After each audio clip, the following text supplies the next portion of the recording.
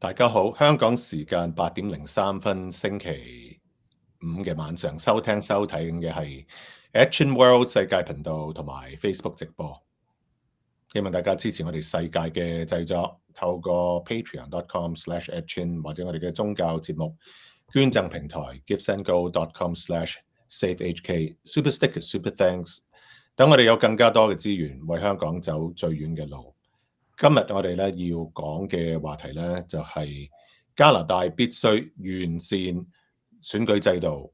點樣完善咧？大家聽到香港成日都話完善咗個選舉制度啦，咁依家香港就十分之靜音嘅。咁香港非正式嘅統計咧都有成講緊接近40-50萬，其實唔知真係有冇咁多嘅加拿大公民咧住喺香港嗰度，咁佢哋講話起碼有30萬啦，喺香港，咁有好多亦都係回流咗翻嚟。咁今日請嚟嘅互動嘉賓咧有兩位啦，第一位咧就係阿 Chris 咧係代表FairVote Canada 嘅代表啦，咁佢係多倫多嘅 FairVote 嘅主席。咁另一位咧就啱啱就step down 就係佢嘅個 board 嘅 Mimi Lee。咁大家知道 Mimi 咧就代表咗一個政黨啦，咁就係去參選係國會議員嘅。咁兩位多謝。It's good to have you, Chris and Mimi, to appear at the Action World today. Yeah, Hong Kong time tonight. Yeah. Hello. Okay, should I switch back to English? It's easier. Maybe for some technical terms, we'll say it in Cantonese as well. 嗱，咁依家喺加拿大咧，講緊就唔係比例代表制啦。我哋喺早幾個月之前都講過，咁就係咧單議席單票制嘅。咁就第一樣嘢咧，或者我想問一問阿 Chris 先啦。So Chris, I guess the first question I want to ask you, it's right now in Canada, we use this, what we call first past the post as an election methodology, should I say. It's not proportional representation. So why is it bad? Why is it not too fair? Great question, Ed, and thanks for having me, by the way.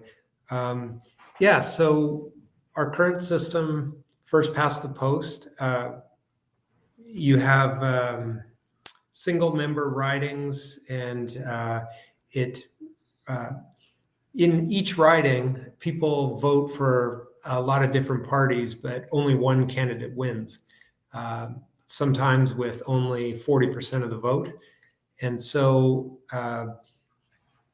you get that happening in every riding, and so parties get more than half the seats with only 40% of the vote.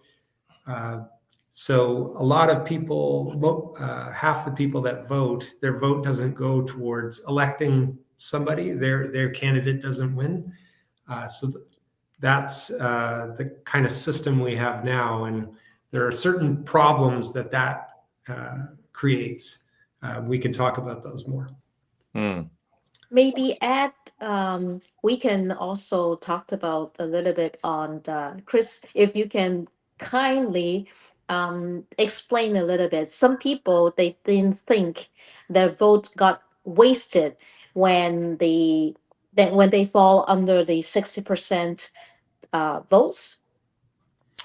Yeah, you can call it a wasted vote, or if you don't like, if some people don't like that term, you could call it a symbolic vote. So you voted, but the person you voted for didn't win anything. So that's the system we have now. And if you look at the last federal election, for example, it depends on what riding you're in. So there's some safe ridings where the same party always wins. And so in those ridings, people who don't support that candidate, or even some people that do support that party, they already know which candidate's going to win in the safe riding. So then they kind of say, well, why should I even vote? Because the same candidate keeps winning over and over. For example, in Ottawa Vanier riding, the Liberals have won since Confederation, I think, for more than 100 years. So, yeah, so sometimes this causes people to not vote, which is, not good for democracy.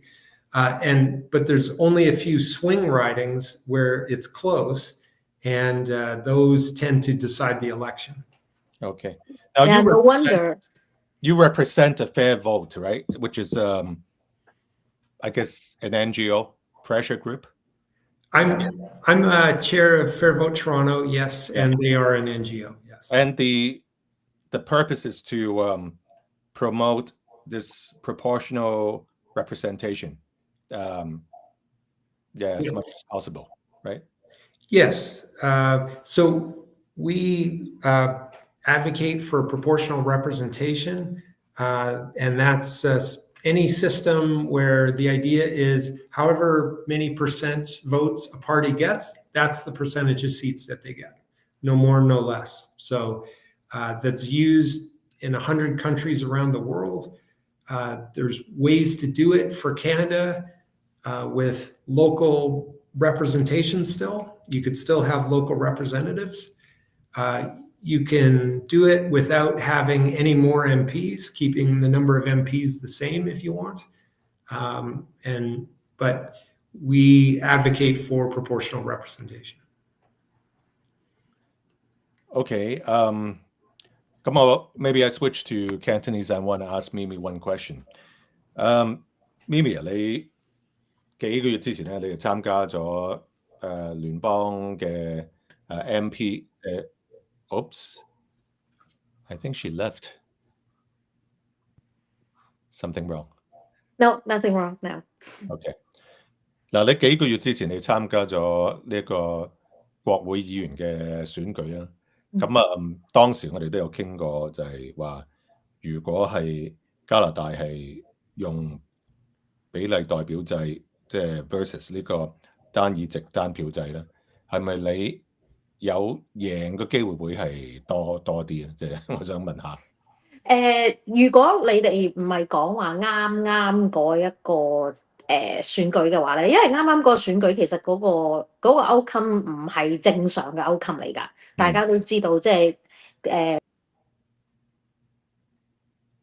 因為有其他嘅情況出現，所以大家即係唔係投咗俾自由黨，就係投咗俾保守黨，唔係應該係咁嘅樣嘅。雖然我哋都係比較單一啊嗰啲選擇，但係你睇見Quebec Bloc 佢哋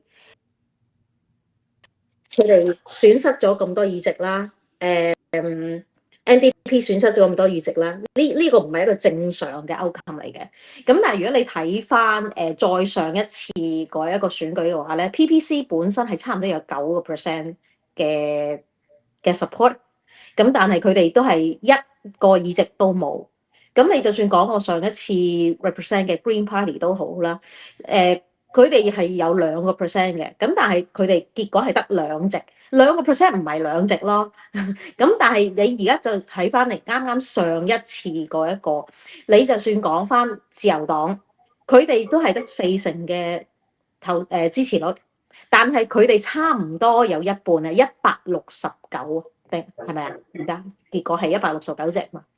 所以佢哋係 cap 咗好多保守黨嘅議席啦，所以你都係睇到嗰個情況係唔好嘅，無論點樣都好，呢個 first past the post 都係有問題嘅。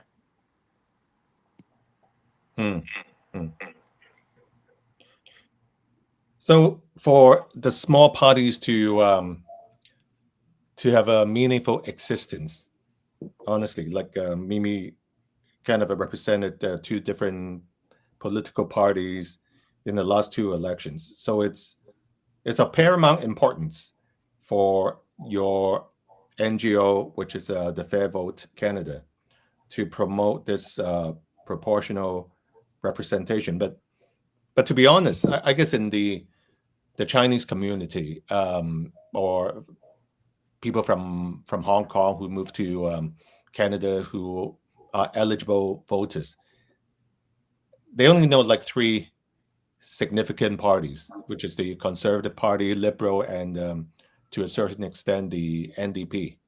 It has been like that for a long time, and only through, I guess, smaller internet platforms like the one you are on right now, where you kind of mention Green Party and also PPC, right?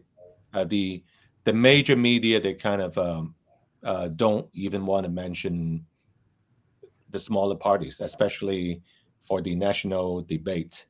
Well, because they all have their own agenda also, right? Yeah, yeah. So how could that be rectified, Chris? It's hard under first past the post because people don't vote for who they really want. They vote strategically. Instead of voting for the party that they want, they vote for somebody to stop the party they hate from winning. And so this is the problem with the system we have now. So under a proportional system, people could vote for who they want, and then small parties would get whatever approximately share of the vote they got. That's how many seats they would get. For example, you look at the last federal election and what happened in Ontario. Ontario has 122 seats. That's a big number. That's a lot of ridings. Ontario is a big province. And all of those seats were won by only 2 parties, the Liberals and the Conservatives. But that's not how people voted. People voted for many other parties, like tens of thousands of votes for certain parties, in some cases even more than 100,000 votes. And so just by giving those parties representation, their fair share of the seats, that would force parties to work together. So one party couldn't have all the control in the country. You'd see parties working together to be more normal. And when Canadians are asked about that, that's what they want to see. They don't like to see parties just fighting with each other, wasting their time. They want to see collaboration and solutions, right? Okay. Yeah. So in Canada, there are 338 areas where people can cast their votes, and the one who wins will become the MP, right? I'm just reading it from ChatGPT, unless it's wrong. Yes, Oh, go ahead, Mimi. They have increased the number of seats. Yeah. From the last election, remember? 5 more, right? Is it 5 more? I think. Yeah, 343, I believe now. 343. Yeah, 343. So you're saying, like in Ontario, the province of Ontario, it's only Conservative Party and Liberals. They won all the seats. There's no independent candidates. In the last federal election, that is true. Yeah. Wow. Yeah.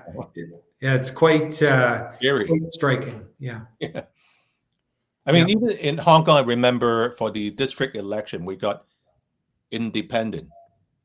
A lot of independent candidates, like in the 2019 district election. So that's the time when Hong Kong was really. That was the only one election that they had actual democracy. Yeah, you can say that. And now it's autocracy, kind of, right? How can we really change this? Because changing from what we have now, which is they call 單議席單票制 first past the vote to 比例代表制, right? Yes. It's not easy. I mean, you have tried it before, and then I guess this your party leader as well, right, Mimi, Maxime Bernier, tried Yeah. to change that methodology of from first past the post to proportional representation, but seems like it's quite everything, but nothing can really be done. It's not easy. Well, it's not easy Oh, because majority of the time, yeah, when anyone is pushing for proportional representation, it's really in the house that the parties are getting the power that they have because of the first past the post system. yeah. So it's very hard for them to overturn something that is benefit them, you Mm, know? of course. Yeah. Maybe someone should start a hunger strike in Ottawa. Of course, I'm joking. Yeah. Yeah. And if I may just add, I agree with Mimi, and it's particularly true when one party gets false majority of the seats or a Yeah. majority of the seats. Then they have all the power, and they uh, might not want to make change during their term in government. Mm, Some cases where you could see change are if the opposition parties uh, talk to each other and say, okay, for the next election, we should have a common agreement or platform mm, that we need to fix this so this doesn't happen again. That's one way. The other way is sometimes with a minority government. And actually, right now in Canada, the Liberals have a minority government.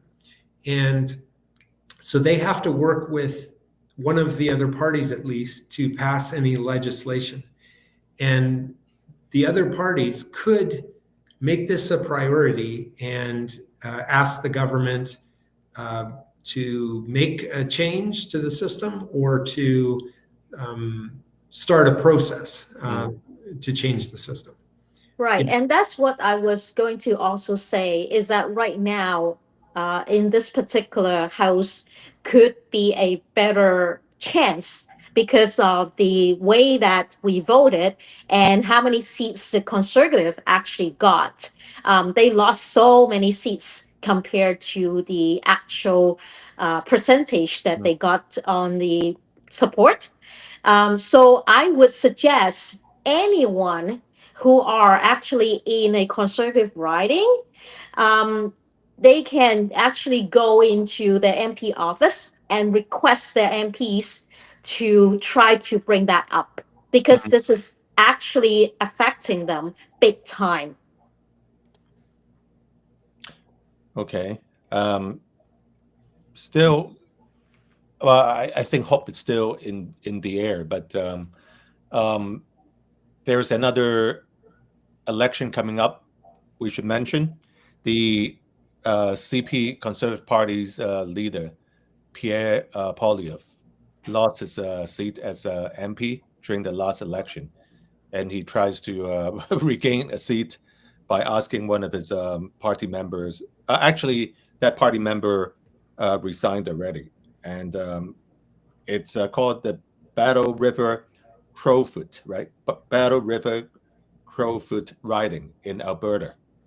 Um, yes, when is the election coming up? I believe it's on August 18th. August 18th. Yeah. And how many people are contesting for that seat? Uh, so there's more than 200 on the ballot. Wow. That's what the news is reporting. Yeah. 即係200幾人去爭一個議席，呢、一個做國會議員嘅議席，好誇張喎，阿 Mimi。其實嗰200幾個咧，另外嗰啲都係一個姿態嚟嘅啫，因為佢哋呢個叫做longest ballot committee or something. Was it?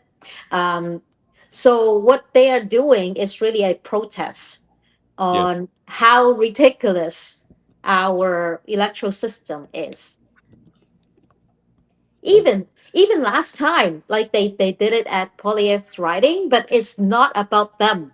Like Poilievre, even if he gotten all the votes on those other people into his possession, he wouldn't win it anyway. So it doesn't matter. Right. It's not about them really. But yes, they are trying to protest and trying to bring it up how ridiculous everything is at this moment in Canada. Yeah. But some people say the party leader, Pierre Poilievre, after he lost the seat, he should accept the defeat, right?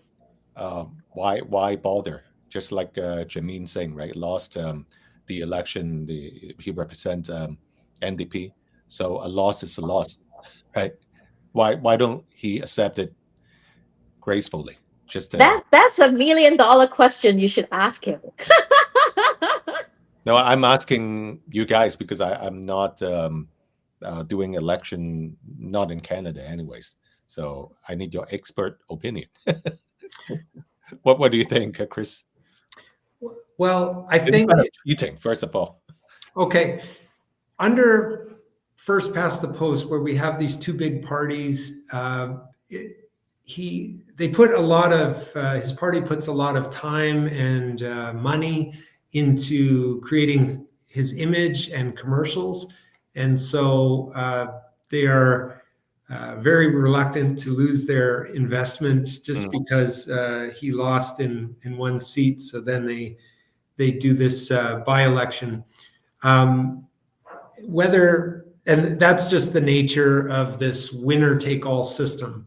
Hey, with that said, imagine the party reluctant to lose money on the party, but they are not reluctant to spend taxpayers' money to run another by-election. Go figure.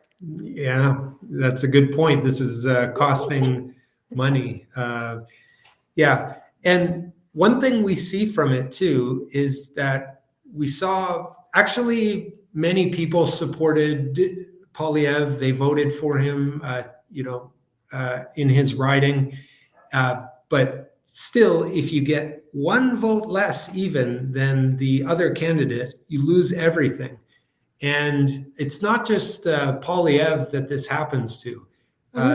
This happens to many candidates in all of the ridings.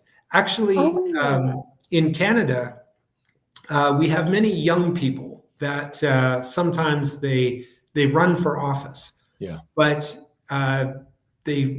many of them find it very hard to win, and so then they get discouraged, actually. And so our youth participation in politics is low compared to countries with proportional representation. Yeah. Because Actually, also echoing on what Chris just said, right? If we had a proportional representation in that particular riding, Poilievre would have gotten a seat also. yes, he would have gotten a seat in his region, basically. Yeah. Well, I look at it as more like a consolation prize for Pierre Poilievre. I mean, his party member resigned, so let him regain a seat. But if everyone is doing it, think of it if it is like in the U.S. election, right? If Kamala Harris, which already lost, will get a consolation prize, so that doesn't look good. So now it's a President Trump, right? So she doesn't get a consolation prize. So, but there's only two major parties, like in the U.S.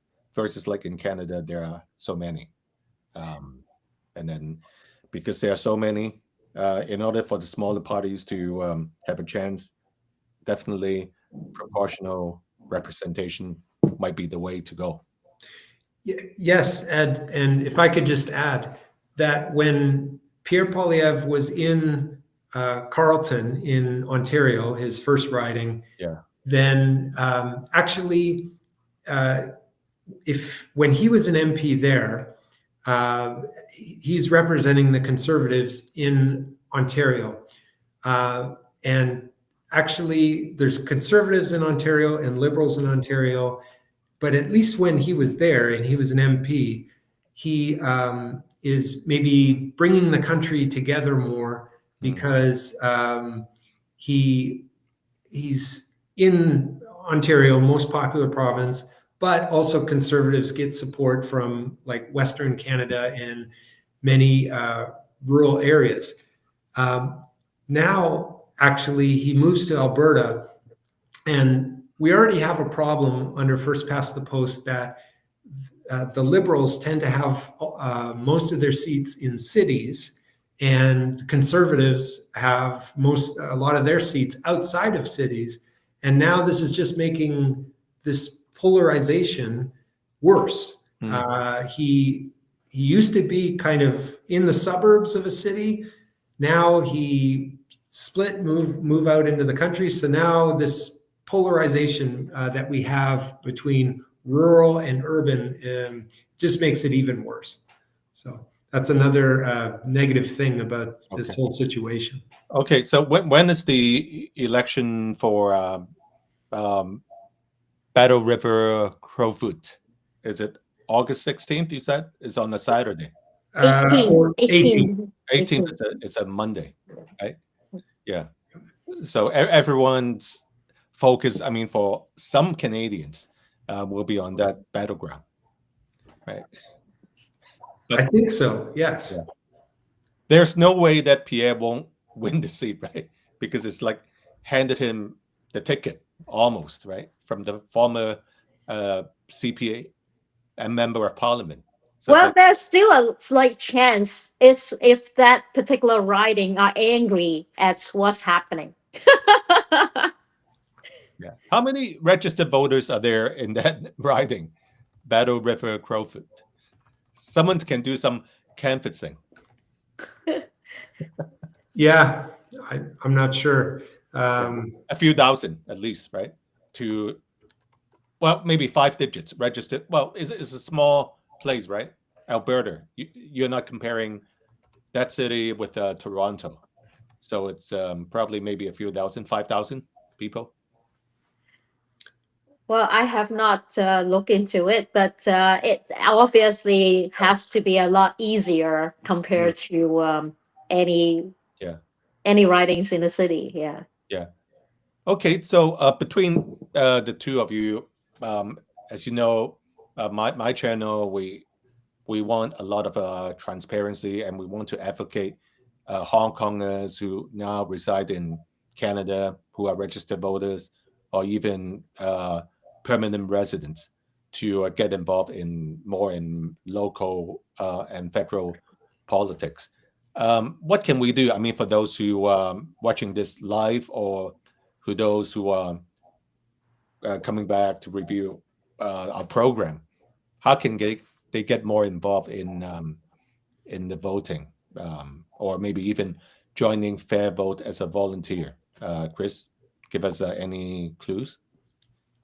Joining FairVote is a great way to stay informed. There are sometimes Zoom calls where we talk about ideas, or people make presentations. For example, as Mimi said earlier, you could talk to your MP once. So if proportional representation is something that you want, you can contact your MP and ask to speak with them, and tell them why the system we have now, you don't think it's working, what problems that you see, and you can advocate for change. I want to use a stronger word, like a crooked. Is it crook? The current system, or is it too strong a word? Great question. So we're not as bad as some places. It's when it comes to individual MPs, we have like a donation limit for monetary donations, right? And now some in my personal opinion, it's kind of like you could lower that donation limit. You don't really need it. The parties don't really need so much money. They could even just, depending on how many votes they get, you could have a per vote subsidy. Actually, I think we used to have this, but it was eliminated, maybe by Stephen Harper. And but yeah, you could just have per vote subsidy, because these donation limits, it's kind of like an arms race. The only reason one party needs so much money is to beat the other party in advertising because the other party has money. But if you just set the rule, then neither of them really need it. Yeah. I'll just add, even though MP elections in each riding, the donation limit is not so much, and so that limits corruption. The leadership races, the party leadership races, those there's not really the same limits, and actually they can get big donations from influential people, and there is a big potential for corruption there. Okay. Now, talking about corruption, I want to ask Mimi. Communist China, the CCP, they influence our former federal or even provincial elections.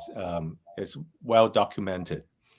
I guess, like in Cantonese, we say 擺街站, setting up booths in highly concentrated Hong Kong areas to educate people about proportional representation. Do you think this would work? I mean, it's a first step. Now you just finished your MP contest and you have more free time now. What can you do, or would you be interested to mobilize some younger people, those who are interested to run for a seat, provincially or federally?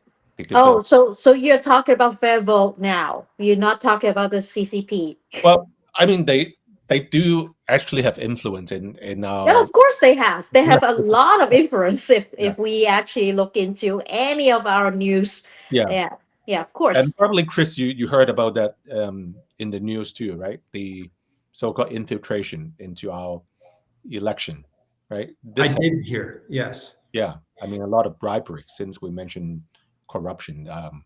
Yeah, Russia, China, right? So it actually, even in the last 4 years, before I decided to run again, like I have helped and also tried to help FairVote Canada as well as FairVote Toronto to have some more booths to go into the community. For sure, like echoing what Chris was saying, is that like even if you have no idea what's better or whatever, joining some of those webinars would actually increase the knowledge of why do we want proportional representations to start with. And then you ask questions to them, then you will understand a little bit more and then decide whether you want to be a volunteer or not. Is it fairvote.ca, the website? That's right, FairVote.ca, yes. Okay, so that's the first step, fairvote.ca. Go to their online seminars. But more important, I think it's for FairVote representatives to be more visible to people, let's say from Hong Kong. I think that this would definitely help. I remember in Hong Kong we do a lot of we call 街站, right? Which is a set up booths on the street and talk to people set up virtually. Yeah. And I think at the very least, as I said, because of the way that we voted, like if anyone just go online, they will know the number of votes that the conservative actually gotten compared to the number of votes the liberals had gotten are very, very similar. The numbers are very similar, but but then they lost so many seats. That alone, and also the NDP, they lost so many seats, right? Yeah. It's unproportionally lost, and that alone, the supporters of that two particular parties can already go to the MPs and raise that question. Mm. Why is it happening? Like, how can we get that change? This is like very, very simple numbers that you can look up, and it's not complex compared to how many different system we can go into with proportional representation and all that rabbit hole that we could get into Right. you know Mm. Well, unfortunately, like Canadians, they are not as politically sensitive or active, I should say, versus Americans. I mean, we are too nice and too lukewarm, and most of us don't even know there's an election in August. For that, well, I wouldn't say that they are not politically active, they just don't act on it. A lot of people are active by talking. They are talking to their friends, their neighbors, their families, but they are not doing anything. yeah, we should have more Mimi Lees coming out and contest for a seat. That's all I'm saying. I mean, a lot of us are just too shy, right, or too busy, or get I I, or I don't know. want to be It's in the really hard. comfort zone of not doing much. So yeah, I always admire people who come out and vote. That's why in your last election we spent quite a bit of time. You were in a much smaller party, and I think it's important to get your message out. And thank you very much for that, really. You're welcome, but more people need to participate um, in any shape or form. So Yeah, for sure. yeah. Um, any final words, Chris, before we call it a day for our show? Yeah.